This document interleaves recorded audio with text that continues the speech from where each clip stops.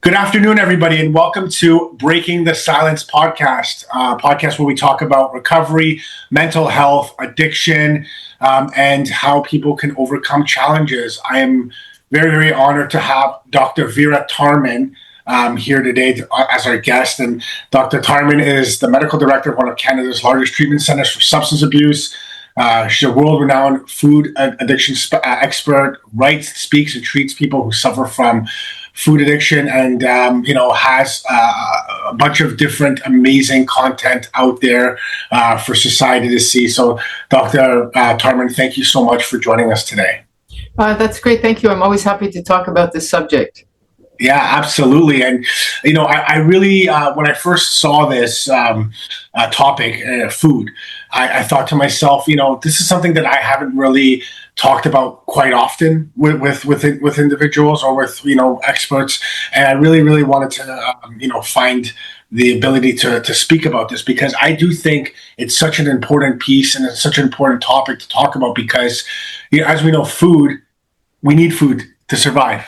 Food is probably the most easy, for most of us anyways, one of the most easily accessible things out there, right? And when we talk about addiction, to certain things, and especially process addiction, food is something that I feel has popped up more often now than ever before. So, we'll get a little bit into your Facebook groups and your YouTube channels and how you really educate people on the topic of food and how to navigate through those challenges. But question for you: in your mind, is food addictive? So the fact that you said that we're hearing more about it now shows that you're becoming more aware of research that is actually being put out there. Like in the last 5 years, especially the last 1 or 2 years, there's been more and more research to show specifically that ultra-processed foods are addictive. And, the focus has been on looking at the food industry and how they deliberately make foods, drug foods. It's not any different than the tobacco that's growing on a plant, and then you extract that tobacco and you make this thing called a cigarette. We wouldn't be as addicted to tobacco as we are to cigarettes because of the processing of that whole phenomenon. Same thing with opium to fentanyl and basically strawberries and cherries to raspberry twists and candies and slushes and Starbucks lattes. These are all processed things, and we're learning more and more that yes, these in fact are drug foods. So yes, it's addictive because it's deliberately made so. But there's some people who are more vulnerable, more susceptible to addictive tendencies than others, and usually a person who's had a previous addiction is one of those people. So in the work that I've done, I often will ask, there you are, you're sitting in front of me with an alcohol or cocaine addiction, and did you ever struggle with food before you found that addiction? And in fact, did that addiction make it go away? Because a lot of times people drink, they don't need to eat as much. And they'll say yes, but sometimes people will say, no, I don't remember that being a problem. But then when they stop their substance, oh my God, now they're eating like crazy. They're at a treatment center and they're, the bags of chips and the snacks at night, it becomes the highlight of the evening. So there's something happening there. There's an addictive process, and you could make the argument, well, so what? But in fact, it takes hold of a person. And if the person is susceptible, vulnerable because of a previous addiction, it can really take hold. So people will gain 20, 30 pounds in a month of treatment and then onwards. And you could make the argument there, well, so what? But guess what? There are more people who die of diabetes and obesity-related conditions than there are of all of the other drugs combined. It's just that we don't see it because it takes a while. It takes 15, 20 years to die of diabetes and to die of obesity-related conditions. But it is because of that, because if we were eating real foods like vegetables and fruits and meats and stuff, we wouldn't. I mean, you say we have to eat food, but we don't have to eat ultra-processed food. And if we ate real foods, we wouldn't be talking about obesity and having the crisis that we do now and the diabetic crisis. It's because of the particular foods that we keep choosing, except we think they're choices. They're not choices. They're addictive pulls. And that's what I want to talk about. Yeah. Yeah, absolutely. I mean, I'm just thinking it back to myself. I know that when I'm working and I'm stressed out and it's been a long day, and sometimes I don't have the ability, the time to eat lunch, and I'm walking by and there's a nice freshly baked chocolate chip cookie that's in the bin, and I just don't even think about it, and I eat it, and I think to myself, gosh, this is probably not the best thing to eat right now, but it's like that gravitational pull for sugar, and it's like this is going to make me feel better in the moment, almost like substances, where it's like this seems like it's such a good idea, and then I eat it, and then I regret it after. Yeah, which is the same as most drugs. You use them, you seek the effect, and then you have the regret after. And you don't have that regret. Give me somebody who's had a regret when they've had a piece of steak or broccoli and Brussels sprouts and salad. There's no regret happening. And the thing is you can enjoy those foods just as much, ultimately. Yeah. What exactly in your mind is food addiction itself? Like if you were to maybe characterize it in a couple sentences, just based on your experience and what you've seen over the course of your career. Yeah. Well, so I would say that it's the same kind of behavior that we see with other addictions. So a person can obsess about food, and that might be an obsess like to the point where you're going to go out of your way to have that particular thing. So there you are, it's the end of the day, and you want to have a treat of some sort. And rather than just go home and have a sleep or just a meal, you're going to go all the way across town to get that favorite chocolate bar or that favorite something. So you're going to go out of your way. So I guess a stronger craving, a stronger preference choice than another food, like a little bit too attached to that food. So that would be the first thing. And then the second thing would be that when you are eating that stuff, you find that you get some kind of charge from it. Pleasure, you might call it, but it's more than pleasure. Sometimes it's a numbing effect or it's an excited effect.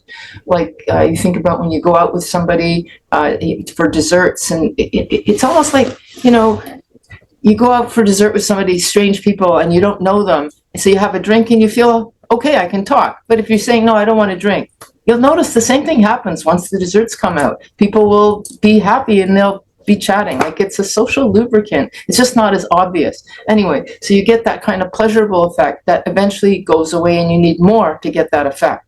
So you have the obsessional piece, I need more to get the same effect. And then you want to quit and you can't. And and this happens with so many people. They realize they've gained the weight or they've got diabetes now. Okay, I've got to stop now. And they find that they can't. In fact, they just eat more. And that's the same with any other substance out there. Once the person realizes they've got to stop, they find that they're using more. So those are kind of like the features. Am I thinking about it a lot, like a lot of mental real estate, using it despite negative consequences? If you say yes to those are the features of food addiction. And we would say it's not all foods, it's specific foods, ultra processed foods. And there's actually been a study that has kind of rated what are the most addictive of the ultra processed foods, and no surprise, chocolate is number one. No surprise. Is it milk chocolate, dark chocolate? It would be more milk chocolate with sugar in it. Yeah. I mean, the chocolate itself has a bit of endorphin-like quality, but okay, that's not that much. But when you add sugar into it and more fat into it, more salt, now you've got something that's highly, highly addictive. But not just that, even stuff that you wouldn't think of as being highly addictive. I'm going to say cereal. You probably would think that one is because it can be so sweet, but cereal's a big one. Even popcorn with butter is a big one. If somebody says, I don't really eat sweets, but I eat savory stuff, so they eat the chicken wings and the barbecued sauce, that's also in the top 5 of addictive, the most addictive, because there's a lot of sugar, fat, and salt combo, ultra processed, and that's what makes it highly addictive. So, you just, kind of answered that question about, what is the most sort of highest addiction when it relates to food.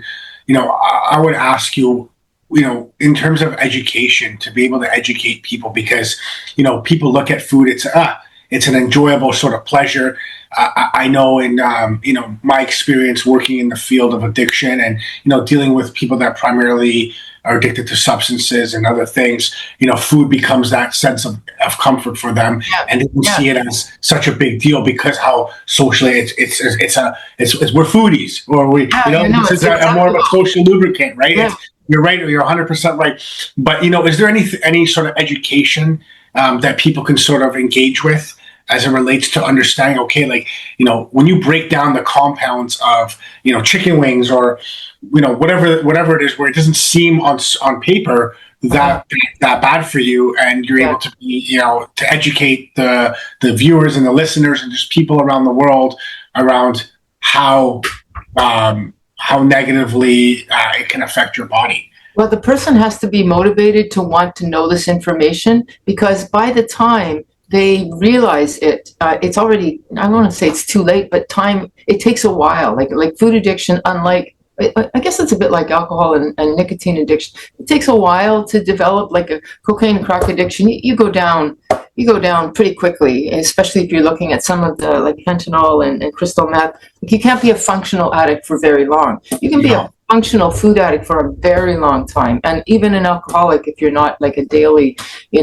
pounding it back, because a lot of people who have like half a bottle of wine at night and just to get by, and they're functional, but I would still call them alcoholics. So you can be a functional food addict for a while, and if you're not motivated to learn, you won't learn, but inevitably it will get worse, like it just does, depending on how much and how fast, which is a really big message for the young who are eating cereal. If they're eating so much ultra processed food throughout the day that some of us who have learned to like broccoli and lettuce and stuff like that at least eat other stuff in between, but some of them people, that's all they're eating, and so then they're really exposed to it. So exposure and frequency definitely speeds the process along, but eventually it is a progressive condition, just like any other addiction, and the person will find that they need more to get the same effect, and that they're now having negative consequences. You can't eat ultra processed food and not eventually get diabetes. Like you will eventually. You will eventually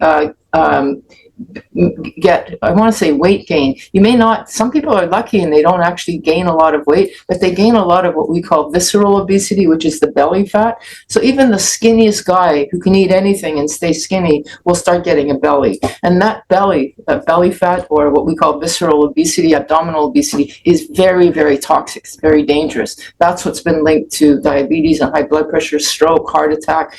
That's the stuff. I mean, it will eventually get you. It just doesn't get you right away. So you have to be motivated. And if you are motivated, we're actually getting more information out there, like my podcast and my, like I have a Food Junkies podcast, I have a book, I have a Facebook group. We can talk about that more if you want. And then there's more of people like me out there now who are speaking about this, because we want to get people before they get to that level. Because once you're at that level, it's really hard. It's like the body remembers how, like once you've got diabetes, you can't not have it anymore. You can go into remission, but now you've got it. Once you're obese, you're going to be struggling forever to keep weight off, because it's like there's memory, fat memory retention, and you're gonna. It's like stop before that. You go to the end of the road. It gets too late, yeah. Yeah. And it's never too late, but it's a lot easier if you stop sooner. And if the sooner you stop, the more likely you can still moderate once in a while. But once you cross a line, it's just like with alcohol and alcoholism. There's a lot of people who are heavy drinkers who, once they educate themselves and realize I better stop, they can stop and then have a few. But if you've crossed the line and you've actually become an alcoholic or an addict, I do believe there's a point at which there's no return, and abstinence is the only solution, and that includes sugar. So if you do want to occasionally have it, stop now and have it only occasionally. Otherwise, you're going to go right to the end, and then you're going to be like me personally. I identify as a food addict. I don't have sugar anymore at all, and if I did, I know I would be. Then my head would be there. And if you don't believe me that how it's not just that you're going to get diabetes and obesity and all that, but just think about a person who's 300 or 400 pounds. They're not out there anymore with their friends. They're too embarrassed. They're having food brought into them. They're just watching Netflix. That's their life, is basically shut-ins eating. That's not a happy life, I assure you. And that is where it goes ultimately. Absolutely. And, it's so important because, you just sort of describing that in the context that you are, obviously, it raises a level of concern around, you know, how how impactful food can take you down, right? And Yeah, it can. the Yeah, health problems and the severity of it and yeah. everything like that. But if because we do have some listeners that listen, and I know in their headspace they say, well, why do I care? Given that I'm, there's more dangerous addictions that will take me out quicker. Why Well, should I care so much about food, right? And you just yeah, kind of explained it that, yeah, it might not be something that happens in such a short period of time, but over time, it does exactly. get you, right. And I think that the older you get, the more conscious you need to be around health, Yeah, because we can't we don't stay young forever, and yeah. food is a big piece of this. So if someone was struggling with food addiction today, what would you say to that person? Can I just say one more thing that Yes, relates yes, to the last? absolutely. I have, and I'm swearing, this is not just the occasional. I've had many people say my crack addiction, my crystal meth addiction was easier to stop than the food when I finally decided to address the food because they waited so long. Like it's that relentless. It's really hard to break once you're in it. So just Sure. don't think you're getting away with it. So at this point, unlike even a few years ago, there's a lot more support because there's more first of all, there's more research, now there's more acknowledgement, and now more people are in the field talking about it. And so even you, like Addiction Rehab Toronto, is interested in this topic. The more people know about it, the more they'll recognize it, and that's really good. And so then what can you do? Like I said, there's more support out there. Like I said, there are support groups. There are, if you didn't know this already, at least 10 more 12-step programs just on food. There's OA, Overeaters Anonymous, there's Food Addicts Anonymous, there's Food Addicts and Recovery Anonymous. There's actually a lot of them. And if you want to find out more about them, check out my YouTube channel, because I actually have a thing just on 12-step food groups. But anyway, there's food groups, there's individuals out there, coaches, food coaches that are following. If you just want a food plan, you don't want to do all the therapy because you're doing your own 12-step program or addiction with a counselor who agrees with food addiction. Even if you just follow a low carb or a keto plan, that's a pretty good food addiction friendly plan. So there is actually help now. And I do want to say that if you do that, if you buy into this and you kick the food addictions, you got to stop the drug, which is not eating those foods and eating healthy food. It's not about being on a diet and not eating. This is about choosing what food you eat. And if you start eating good, healthy foods instead, that addictive pull will get less. And I do want to say at some point, I don't know if we're at the end or not here, but as a message of hope, that once you stop this, just like when you stop any other addiction, which takes about 3 or 4 weeks before the cravings really Subside. The same will happen with sugar and ultra processed food, and you'll actually look at that stuff and go, that's disgusting. And then the key is to stay sober, like to stay in recovery. So a lot of the food addiction life is how to stay recovered, because we're living in a world where people are forever saying, come on and have another piece. And that would be like telling an alcoholic, just have another drink. It's been 4 years. Why not?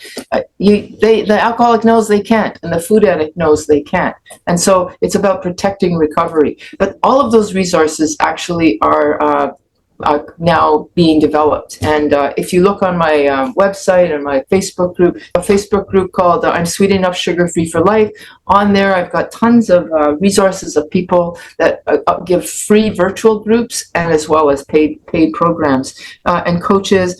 There's a ton of books that we suggest that you read. There's just the support group itself. I have a YouTube channel, Vera Tarman MD, where I talk about food addiction ad nauseum.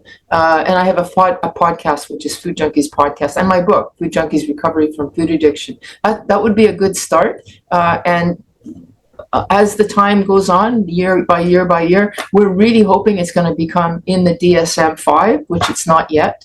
And once it's in the DSM, insurance will cover it.